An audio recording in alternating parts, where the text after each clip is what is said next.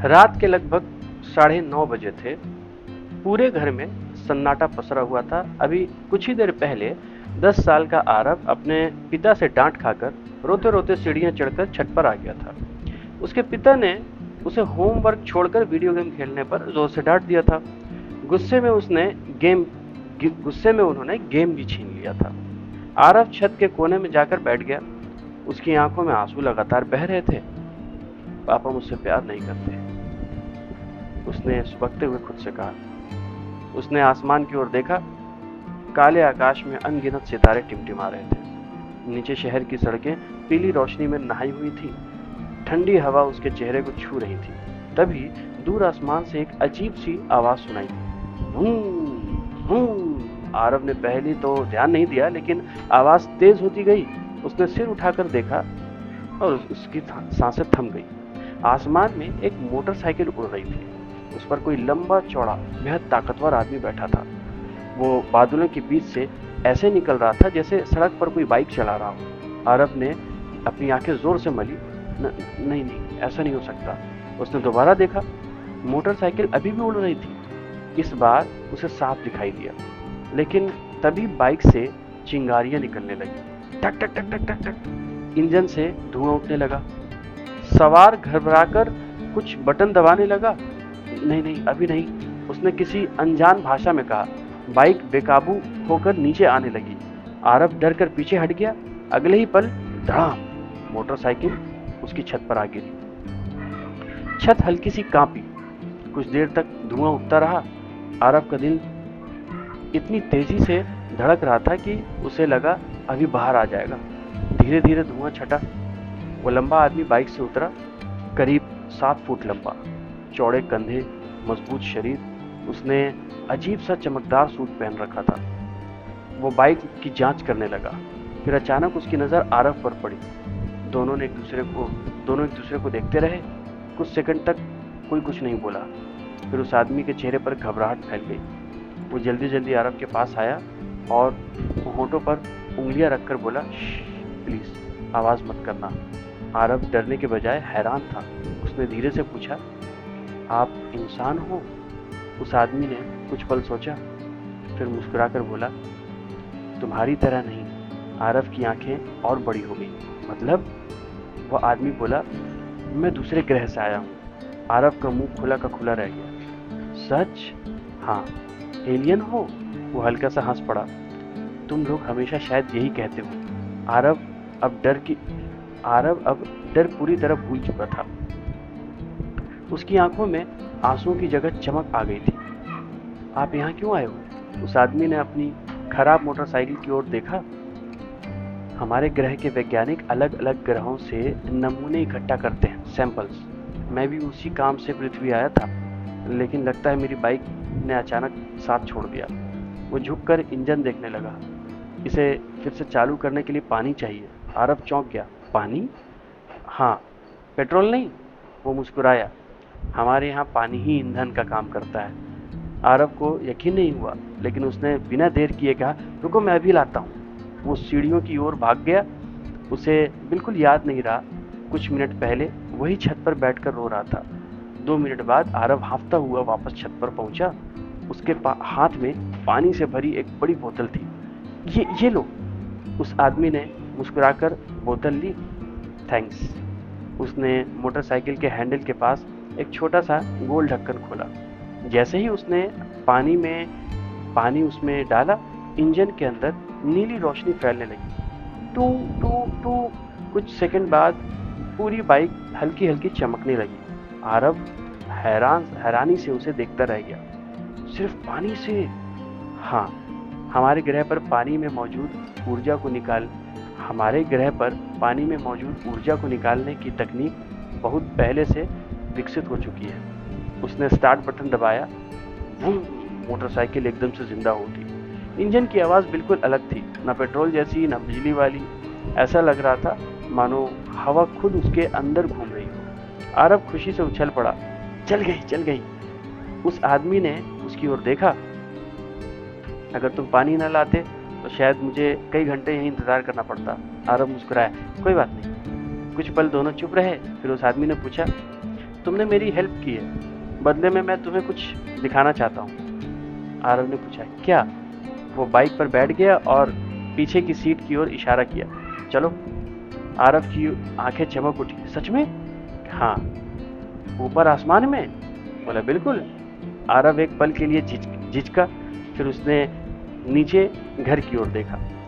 अगर पापा को पता चला, लेकिन अगले ही पल उसकी क्यूरियोसिटी डर पर भारी पड़ गई। वो दौड़कर बाइक पर पीछे बैठ गया।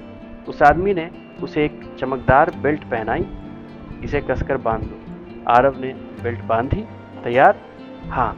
अगले ही क्षण मोटरसाइकिल बिना किसी दौड़ के सीधे हवा में उठ गई। आरव का दिल जैसे उछलकर गले में आ गया। कुछ ही सेकंड में उनका घर छोटा सा दिखाई देने लगा, फिर पूरी कॉलोनी, फिर पूरा शहर। आरव ने नीचे देखा। सड़कें रोशनी की पतली पतली धाराएं जैसी लग रही थी। चलती हुई कारें खिलौने जैसी दिखाई दे रही थी। ऊंची ऊंची इमारतें भी अब छोटी छोटी लग रही थी। ठंडी हवा उसके चेहरे से टकरा रही थी। वो जोर से हंस पड़ा। वाह, ये तो ये किसी सपने जैसा है। वो आदमी भी मुस्कुराया। तुम्हारे ग्रह को ऊपर से देखना मुझे हमेशा अच्छा लगता है। वो बादलों के बीच से निकलने लगे। कभी चांद बिल्कुल पास दिखाई देता, कभी नीचे चमकता शहर। आरव ने दोनों हाथ हवा में फैला दिए। उसने अपने जीवन में पहली बार खुद को इतना आज़ाद महसूस किया। कुछ देर के लिए वो अपने पिता की डांट, अपना दुख सब भूल गया। लेकिन तभी इंजन की फिर वही आवाज़ आई, टक टक टक टक टक। अब उस आदमी का चेहरा बदल गया। नहीं नहीं नहीं नहीं नहीं। बाइक हल्की सी कांपी। आरव ने पूछा, क्या हुआ? उसने कोई जवाब नहीं दिया। वो तेजी से कुछ बटन दबाने लगा, मगर इस बार कोई असर नहीं हुआ। अचानक सामने लगे नीले सिग्नल लाल हो गए। सावधानी सावधानी, system alert alert, system fail. Bike एक झटके से नीचे झुकी। आरव घबरा गया। क्या हो रहा है? उस आदमी ने पहली बार डरकर कहा। इंजन पूरी तरह बंद हो रहा है। और अगले ही पल मोटरसाइकिल सीधा नीचे गिरने लगी। हवा इतनी तेज थी कि सांस लेना मुश्किल हो गया। नीचे शहर की रोशनियां हर सेकंड बड़ी होती जा रही थी। आरव ने कसकर उस आदमी को पकड़ लिया। हम मर जाएंगे। वो आदमी पूरी कोशिश कर रहा था। वो बार बार कंट्रोल दबा रहा था, लेकिन कुछ भी काम नहीं कर रहा था। जमीन अब बहुत पास थी। आरव ने डर से अपनी आंखें कसकर बंद कर ली, और अगले ही पल उसे लगा कि वो जोर से जमीन से टकरा जाएगा, लेकिन दर्द नहीं हुआ। उसने धीरे से आंखें खोली, और जो उसने देखा, उसे देखकर उसकी सांस ही रुक गई। वो फिर से अपनी छत पर खड़ा था, ठीक उसी जगह जहां से कुछ देर पहले उसने पहली बार उस उड़ती हुई मोटरसाइकिल को देखा था। आरव कुछ पल तक बिल्कुल स्थिर खड़ा रहा। उसका दिल अभी भी तेजी से धड़क रहा था। उसने अपने हाथ पैर छू कर देखे। सब ठीक था। कोई चोट नहीं, कोई दर्द, मानो वो कभी आसमान से गिरा ही ना हो। उसने घबराकर चारों ओर देखा। वही छत, वही रात, वही ठंडी हवा, और उसके सामने वही लंबा आदमी अपनी मोटरसाइकिल पर खड़ा था। लेकिन इस बार उसके चेहरे पर मुस्कान नहीं थी। आरव दौड़कर उसके पास पहुंचा। ये क्या हुआ? हम तो गिर गए थे ना। मैं बच कैसे गया? उस आदमी ने कुछ पल उसकी ओर देखा, फिर धीरे से बोला, क्योंकि मैंने टाइम को पीछे मोड़ दिया। आरव कुछ समझा नहीं। टाइम पीछे? हाँ, जिस पल हमें लगा कि हम बच नहीं सकते, मैंने अपनी एक शक्ति का इस्तेमाल किया। सब कुछ मिनट पीछे चला गया, और हम फिर से इसी छत पर लौट आए। आरव की आंखें फैल गई। मतलब हम सच में मर गए थे? उस आदमी ने सिर झुका लिया। हाँ। कुछ पल तक दोनों के बीच सन्नाटा छाया रहा। फिर आरव ने देखा उस आदमी की आंखों में आंसू बह रहे थे। आरव घबरा गया। अरे, आप रो क्यों रहे हो? उस आदमी ने अपने आंसू पोंछे और कहा, क्योंकि आज मैंने अपनी एक जिंदगी खो दी। आरव चौंक गया। लेकिन आप तो जिंदा हो। वो हल्का सा मुस्कुराया और बोला, हमारे ग्रह पर कोई भी सिर्फ एक जिंदगी लेकर पैदा नहीं होता। हर इंसान के पास कई जिंदगियां होती हैं। अगर किसी दुर्घटना में उसकी मौत हो जाए, तो उसकी जिंदगी एक कम हो जाती है और टाइम पीछे लौट जाता है। बाकी लोगों को कुछ याद नहीं रहता, लेकिन जिसने अपनी जिंदगी खोई हो, उसे सब याद रहता है। आरव चुपचाप सुनता रहा। वो आदमी आगे बोला, हमारे ग्रह पर ये शक्तियाँ हमें बचा लेती हैं, लेकिन इसका मतलब ये नहीं कि जिंदगियाँ सस्ती हैं। उसने आसमान की ओर देखा और बोला, हमारे घरों में भी माँ होती हैं, पिता होते हैं, दोस्त हैं, जो हर बार चाहते हैं कि हम सुरक्षित लौट आएं। जब किसी की एक ज़िंदगी कम हो जाती है तो वो सिर्फ एक नंबर कम नहीं होता, बल्कि अपने परिवार की उम्मीद का एक हिस्सा भी खो देती है। उसने गहरी सांस ली। आज मैंने अपनी एक ज़िंदगी तुम्हें बचाने के लिए खो दी। आरव की आंखें भर आई। वो धीरे से बोला, आई एम सॉरी। उस आदमी ने तुरंत सिर हिलाया, नहीं, तुम्हारी कोई गलती नहीं है, गलती इस मोटरसाइकिल की थी। वो बाइक के पास गया, उसने उसके हैंडल पर हाथ फेरा। हमने साथ में बहुत सफ़र किए हैं, लेकिन अब मैं इस पर भरोसा नहीं कर सकता। उसने अपनी हथेली बाइक पर रखी। नीली रोशनी उसकी उंगलियों से निकलने लगी। धीरे धीरे पूरी मोटरसाइकिल चमकने लगी। फिर वो लाखों चमकते एटम्स में बदलकर हवा में बिखर गई। कुछ ही सेकंड में वो वहां कुछ भी नहीं था। आरव हैरानी में देखता रह गया। अब क्या करोगे? उस आदमी ने हल्की मुस्कुराहट के साथ कहा, अपने ग्रह पर मैसेज भेजूंगा, कोई मुझे लेने आ जाएगा। फिर उसने अपनी उंगलियों से एक साधारण नॉर्मल सी चांदी की अंगूठी उतारी। वो आरव की हथेली पर रख दी और बोला, ये तुम्हारे लिए। आरव ने हैरानी से पूछा, इससे भी कुछ होता है? जब भी इसे पहनोगे कुछ मिनट के लिए इनविजिबल हो जाओगे, तुम किसी को दिखाई नहीं दोगे। आरव की खुशी का ठिकाना नहीं रहा। सच? वो आदमी मुस्कुराया, लेकिन एक बात याद रखना। उसका टोन सीरियस हो गया और बोला, इसे कभी किसी को परेशान करने, झूठ बोलने, चोरी करने या किसी का नुकसान पहुंचाने के लिए मत करना इस्तेमाल।